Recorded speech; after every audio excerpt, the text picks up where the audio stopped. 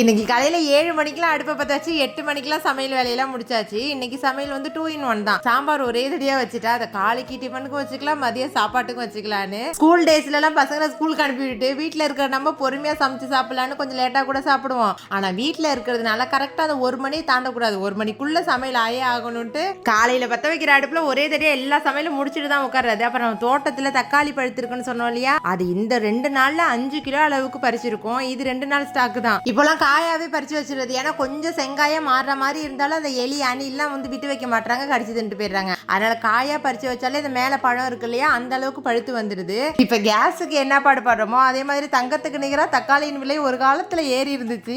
அப்போல்லாம் நம்ம தோட்டத்துல ஒரு தக்காளி செடியை கூட காணும். ஆனா இப்ப 10 ரூபாய் 20 ரூபாயே விற்கிது. ஆனா இந்த அளவுக்கு காய்ச்சி தள்ளிக்கிட்டு இருக்கு. காலையிலேயே ஒரு சலசலப்பு, இவ்வளவு தக்காளி இருக்கே, நான் தக்காளி பொடி செஞ்சிருவா அப்படின்னா. ஏன்னா முந்தா நேற்று தான் இந்த வீடியோ பார்த்தேன். அது எப்படின்னா தக்காளியை நல்லா கிளீன் பண்ணிட்டு ரவுண்ட் ரவுண்டா அரைஞ்சு வெயில்ல அப்படியே காய வச்சிடுறாங்க. அது நல்லா ஒரு 4 நாள் 1 வாரம் காஞ்சதுக்கு அப்புறம் மிக்ஸி ஜார்ல போட்டு அப்படியே பொடியா அரைச்சி வச்சுக்கிட்டா அதுதான் தக்காளி பவுடராம். இதெல்லாம் என் குடும்பத்துக்கு சொன்னோன்னே இந்த பொடியை வச்சுட்டு என்ன பண்ணணும்னு கேட்டாங்க. தக்காளி சூப்பு செய்யலான்னா நீ ஒரு செய்ய வேணாம் அப்படின்னு சொல்லியாச்சு. அதனால அப்படியே பங்குடு பண்ணி வச்சாச்சு.